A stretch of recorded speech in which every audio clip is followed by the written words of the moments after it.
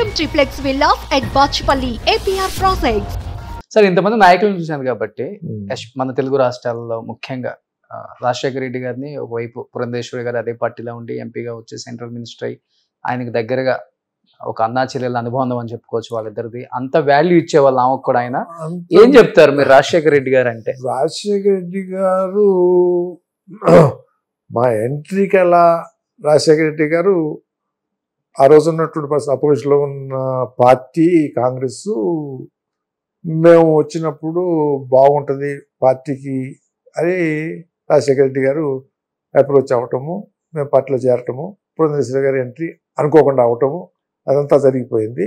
మేము నెల రోజులు కూడా కాలేదు, అంటే గెలిచినామంటే రాజశేఖర రెడ్డి గారి దగ్గరికి వెళ్ళి మేము ఆవిడ ఎంపీ అయింది, నేను ఎమ్మెల్యే అయ్యాను, మళ్ళీ మాకేమైనా మంత్రి పదవులు అడుగుతామని మీరు మాత్రం పెట్టుకోవద్దండి, ఎందుకంటే మేము వచ్చిందే గొప్ప, అయిపోయాము, you are free at your description అని చెప్పేసి వచ్చాము. ఆ తర్వాత రాజశేఖర రెడ్డి గారిని నేను కలిసింది 5 సంవత్సరాల పీరియడ్, 5 సార్లు మాత్రమే కలిశాను నేను. ఆ 5 సార్లు వెళ్ళి నేను కాగితం పెట్టుకుని వెళ్ళలేను నేను ఇప్పుడు కూడా రాజశేఖర రెడ్డి గారి దగ్గరికి. ఒకసారి ఏంటంటే ఆరోగ్యశ్రీ పెట్టినప్పుడు ఆరోగ్యశ్రీ పథకం అనేటటువంటి దాని యొక్క ఇంపార్టెన్స్ నాకు యాజ్ ఎ మెడికల్ డాక్టర్గా, యాజ్ మినిస్టర్గా ఎంత గొప్ప కార్యక్రమం అనేటటువంటి అప్రిషియేట్ చేయడానికి వెళ్ళాను.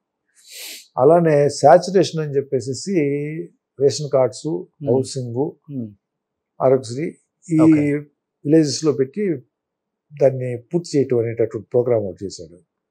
అది కూడా ఇర్రెస్పెక్టివ్ ఆఫ్ పార్టీ ఎవరికైనా ఇవ్వచ్చు అని దాన్ని ఒకసారి అప్రిషియేట్ చేయడానికి వెళ్ళాను.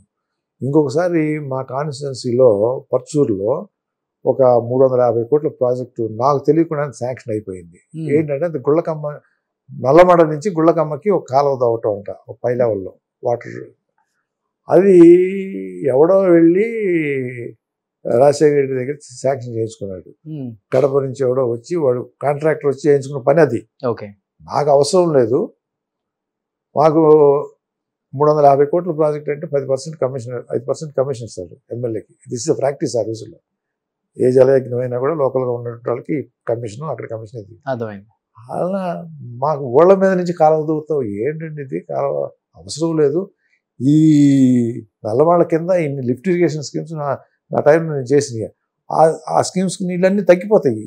ఇక్కడ దీని కింద ఇంత పొలాలను మీరు డ్రై చేసేసి మీ నీళ్ళని తీసుకెళ్ళి గుళ్ళకమ్మ, అవసరం లేనట్టు గుళ్ళకమ్మలోకి డైవర్ట్ చేసి ఒక కాలువ తవ్వుతానికి 350 కోట్లు శాంక్షన్ చేసేసి, ఇలా అయితే నేను ఉద్యమం చేస్తానండి, ఇది క్యాన్సిల్ చేయాలండి అంటే ఆయన చూశాడు. ఎవరైనా వచ్చి 350 కోట్లు కాన్స్టిట్యున్సీలో ప్రోగ్రామ్ ఉంటే ఎవరైనా వచ్చి హర్షిస్తారు కదా, 2 విధాల, ఏదో ప్రాజెక్ట్ నచ్చిందని డబ్బులు వస్తాయండి రెండింటిలో. ఇటు వచ్చాడండి, అవసరం లేదు బాబు, మాకు అనవసరమైనటువంటి నష్టం జరుగుతుందో ఒక పక్కన, ఇంకో పక్కనేమో ఈ వాడెవడో వచ్చి కాంట్రాక్టర్ మా దగ్గర ఇలా అంటే కుదరదు అని చెప్పి, అంటే నేను 2 సార్లు వెళ్ళి చెప్తే ఆఫీసర్లను బెదిరిస్తే అప్పుడు క్యాన్సిల్ చేశారు. సో అదే ఒకసారి. ఇంకొకసారి ఎందుకు వెళ్ళామంటే మాకు ఒక ల్యాండ్ ఉంది ఇక్కడ, ఒక ల్యాండ్ గచ్చిపల్లిలో మేము ల్యాండ్ కొన్నాను, కొంచెం డిస్ప్యూట్ ఉందని, గవర్నమెంట్కి సంబంధం లేదు, 2 పార్టీస్ మధ్య ఇది. అది కోర్టులో మాకు వచ్చింది, వస్తే అప్పీల్ వెళ్ళాలి, ఎవరు కోర్టు అప్పీల్కి వెళ్ళాలి, గవర్నమెంట్ కూడా క్లెయిమ్ చేస్తుంది, సుప్రీంకోర్టుకి వెళ్ళాలి. సుప్రీంకోర్టుకి వెళ్లకుండా నేను చేస్తానని చెప్పి వాళ్ళ బావమరిది, రాజశేఖర రెడ్డి గారి బావమరిది, కడప పేరేంటి, రవీంద్రారెడ్డి, ఆయన మధ్యలో ఎంటర్ అయిపోయి నాకింత బాగా ఇవ్వండి, government will not go to the Supreme Court so that you can share అని చెప్పి. నేను అప్పుడు వెళ్ళి రాజశేఖర రెడ్డి గారికి ఏం చెప్పారంటే, మామూలుగా ఇటువంటి వాటిలో government has to fight, appeal వెళ్ళాలి, వెళ్ళకుండా చేస్తే ఇది మళ్ళీ లాలూచి, నేను కూడా అధికారంలో ఉన్నాను కాబట్టి, మీతో ఉన్నాను కాబట్టి నేను కూడా లాలూచి పడ్డాను, అప్పీల్కి వెళ్ళకుండా చేసుకోవాలని నాకు వస్తే చెడ్డ పేరు. You go to the supreme court and ask him not to interfere in it. 5 సార్లు వెళ్ళాను నేను ఆయన దగ్గర, అంతే. ఎప్పుడు అడ్వాంటేజ్ తీసుకోవాలని అనుకోలేదు అసలుకి. చెప్పాను కదా, ఉన్నదాన్ని నువ్వు అప్పీల్ చేయమని చెప్పడానికి వెళ్ళాను. నువ్వు అప్పీల్ చేయవేమో, అప్పీల్ చేయమని చెప్పడానికి వెళ్ళాను నేను. ఓకే, నేను 4 చేయకపోయాను, నేనేదో గవర్నమెంట్ లో బెనిఫిట్ పొందాను చెప్పి నాకు చెడిపోయారు, నీకు చెడిపోయారు ఎందుకు ఓకే అని చెప్పడానికి వెళ్ళాను. సో అలా ఉండేది. పురంధేశ్వరి గారితో అసలు పెద్దగా డిస్కషన్ ఏమి ఉండేది కాదు. ఆయనే ఒకసారి ఏం చెప్పాడమ్మా, నేను ఎంపీ వరకు నేను మీ పేరు పంపించాను, అంతవరకే. మంత్రి మీరు అయిన దాంట్లో నా ప్రమేయం ఏమీ లేదు, నా ప్రమేయం ఏమీ లేదు, మీ స్వశక్తితో మీరు అయిపోయారు ఎంపీ అని ఆయన ఒకసారి చెప్పాడు. వ్యక్తిగతంగా మీకు బాగా నచ్చే అంశం ఏంటి ఆయనలో, ఒక రాజకీయ నాయకుడిగా పక్కన పెడితే? క్విక్ యాక్షన్ ఉంటుంది. ఎన్టీ రామారావు గారు అట్లా క్విక్గా ఉండేది. ఒక ఇష్యూని ఇమీడియట్ గా అర్థం చేసుకోవటము, దాని మీద యాక్షన్ చేసుకోవటం అనేటట్టు ఉంటుంది. అది సెక్రటరీ.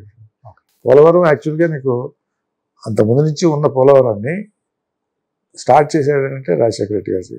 ఓకే, ఆ 5 సంవత్సరాల్లో ఆ ఫారెస్ట్ పర్మిషన్స్, ఎన్విరాన్మెంటల్ పర్మిషన్స్, తర్వాత వైల్డ్ లైఫ్ పర్మిషన్స్, తర్వాత అవి రాకముందే కాలువలు తవ్వటం మొదలుపెట్టడము, ధైర్యంగా చేసిన పని. దానివల్ల పోలవరం స్టార్ట్ అయ్యింది.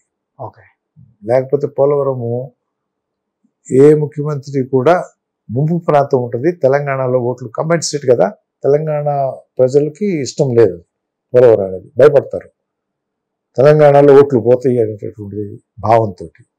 కానీ ఆయన ధైర్యం చేసి ఆ పర్మిషన్స్కి ఒక టీంని పెట్టి ఆ టీంని కంటిన్యూస్ పర్సువేషన్ చేస్తూ పట్టి అవన్నీ కూడా పర్మిషన్స్ రావడం జరిగింది.